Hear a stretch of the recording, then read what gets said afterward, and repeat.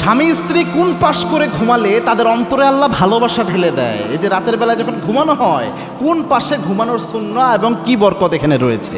দেখেন, স্বামী স্ত্রীর একসাথে ঘুমানো এটা মারাত্মক। অনেকে রয়েছে একটু ঝগড়াঝাটি হলে আলাদা ঘুমায়, আলাদা খবরদার ঘুমাবেন না, কেননা দুষ্ট জিন উৎপেতে বসে থাকে। এবং আল্লাহর হাবিব জানিয়েছেন, বুখারীর হাদিস, কোনো স্বামী স্ত্রীর মাঝে যখন কোনো দুষ্ট জিন মাঝখানে ঢুকে তাদের সম্পর্কে একটি দূরত্ব সৃষ্টি করতে পারে এবং একটা পর্যায়ে তালাকের দিকে নিয়ে যেতে পারে, আল্লাহর হাবিব জানিয়েছেন ইবলিস শয়তান তখন ওই দুষ্ট জিনকে সবচেয়ে বেশি পুরস্কার দেয়। দুষ্ট জিনকে একদম সমুদ্রের উপর আসন সমাসীন করে ইবলিস শয়তান সব দুষ্ট জিনের মধ্যে পুরস্কার দেয়, যেই দুষ্ট জিন এই সংসার নষ্ট করাতে পারে। এজন্য ঝগড়াঝাটি হোক, মারামারি, কাটাকাটি যাই হোক না কেন, বিছানা আলাদা করবেন না, একসাথে ঘুমাতে হবে। দেখবেন একটু রাগ করে থাকলে একটা না একটা সময় একসাথে থাকলে মহব্বত আবার ঠিক হয়ে যাবে ইনশাআল্লাহ। তো সেক্ষেত্রে ঘুমানোর নিয়মটা কি? বাংলাদেশে অনেক কুসংস্কার রয়েছে এই ক্ষেত্রে।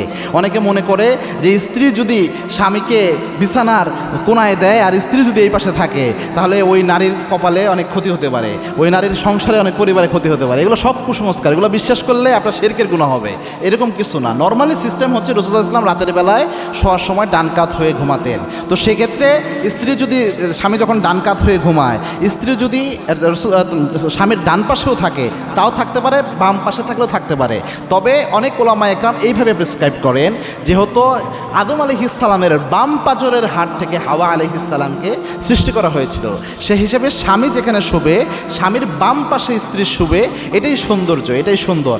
মানে হচ্ছে বিছানার বাম সাইডটায় স্ত্রী শোবে, ডান সাইডটায় যেদিক দিয়ে বিছানা থেকে নেমে যান এই পাশটায় স্বামী শোবে, এটাই ভালো, এটা সুন্দর হিসাবে উল্লেখ করে অনেকে। তো এই ক্ষেত্রে বাধ্যবাধকতামূলক কিছু নাই। আপনি বাধ্যতামূলক যে গ্রামে কুসংস্কারগুলো রয়েছে এটা যদি বানায় নেন, বা অনেকে বলে থাকে এরকমভাবে, এটা বিশ্বাস করলে পারলে আপনার কুসংস্কার মানলেন, আর তিয়ারত শিরক, কুলক্ষণ সুলক্ষণ মানলেন, এটা শিরকের গুনাহ হয়ে যায়।